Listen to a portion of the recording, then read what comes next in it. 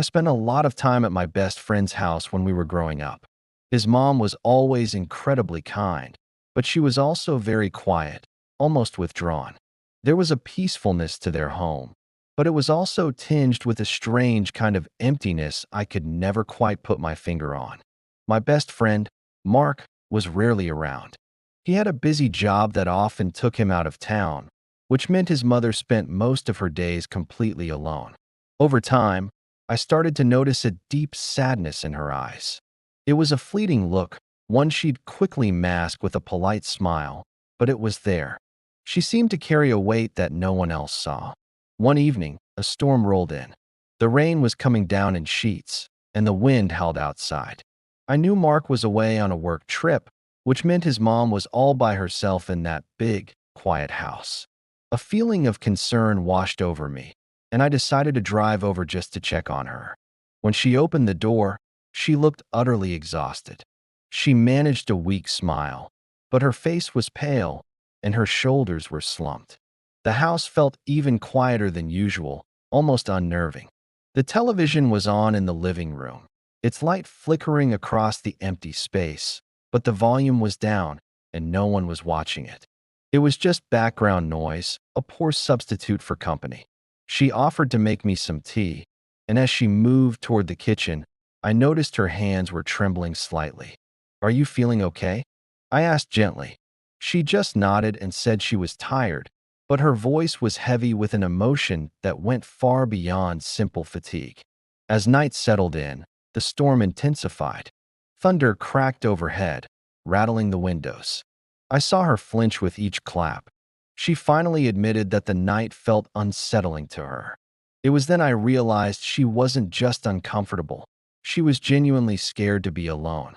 We sat in a strained silence for a few minutes before she finally looked at me, her expression filled with a vulnerability I'd never seen before. She hesitated, her words seeming to get caught in her throat. I didn't push. I just waited, giving her the space she needed. The silence in the room felt thick and heavy. Then, so softly I almost missed it, she said, "Stay with me tonight." Her request was so raw, so filled with a desperate need for simple human presence. For a split second, I was confused. My mind raced, trying to process the situation, to understand what she was truly asking. But looking at her, seeing the sheer loneliness in her eyes, I knew there was no hidden meaning, no inappropriate intention. It was a plea from a soul drowning in isolation. I chose my words with extreme care. I looked her straight in the eyes and said, "You don't have to be alone anymore." Tears instantly welled up in her eyes. She didn't cry, though.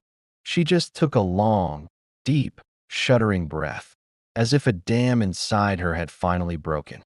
I quietly reassured her that I was there for her, just as a friend, to offer emotional support and nothing more. We sat together in the living room, the television now turned off. The only sounds were the rain against the windows and our quiet breathing. After a long while, she slowly began to talk. She told me about her life, about a marriage that had slowly rendered her invisible. Her husband had grown emotionally distant over the years, and after he passed away, the silence in the house became deafening. Her son, Mark, was busy building his own life, and she understood that, but it didn't lessen the ache of her solitude. She confessed that over time, she had lost her sense of self, her identity dissolving into the roles of wife and mother until she felt like a ghost in her own home. That night, the loneliness had become an overwhelming, physical presence she couldn't bear to face alone. I just listened. I didn't interrupt, I didn't offer advice, and I didn't try to fix anything. I simply sat there, present and respectful, letting her pour out years of unspoken pain. The night passed slowly, filled not with noise, but with conversation and the comforting weight of shared silence. At one point, she said quietly, "People forget how to listen. They're so busy waiting for their turn to talk."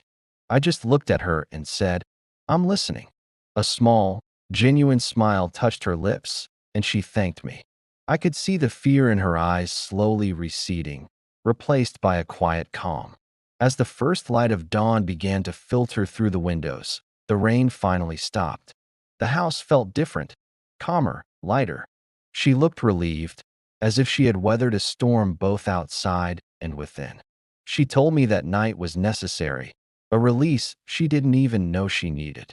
Nothing inappropriate had happened. Not a single boundary was crossed. It was just two people connecting on a purely human level, a moment of shared empathy. I reassured her that she was never a burden and that I was happy to have been there. Later, when Mark returned, I told him what had happened. There were no secrets. He wasn't upset or suspicious. He was grateful.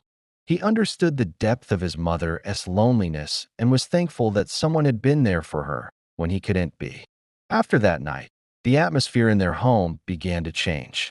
His mother seemed more confident, more present. She started rebuilding her life in small ways, finding joy in gardening, reconnecting with old friends, and even taking a painting class. A light had returned to her eyes. I kept a respectful distance afterward, not wanting to intrude on their family dynamic, but our mutual respect had grown stronger. I know society is quick to judge situations like this. People see labels and jump to conclusions without ever understanding the intentions or the context. Empathy is often misunderstood as something else entirely. But that night was an emotional turning point for all of us. There were no secrets, no hidden agendas. It was a testament to the power of human connection. Life slowly returned to normal, but the impact of that night remained. She learned that feeling lonely isn't a weakness, and it's okay to ask for help. And I learned that sometimes the most powerful thing you can do for someone is to just listen. You don't need to have all the answers. Sometimes your presence is more than enough. That simple, heartfelt request, "Stay with me tonight," had no dark undertones. It was a cry for help from a lonely heart.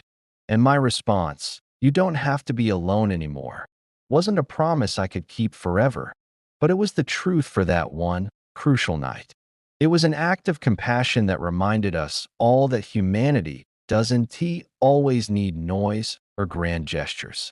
Sometimes it just needs a quiet room, a listening ear, and the unspoken understanding that you are not alone. That night made everyone stronger, and it reinforced the simple truth that boundaries and compassion can and should coexist. Loneliness is a silent battle, but sometimes a single night of genuine connection can change everything. Thanks for listening.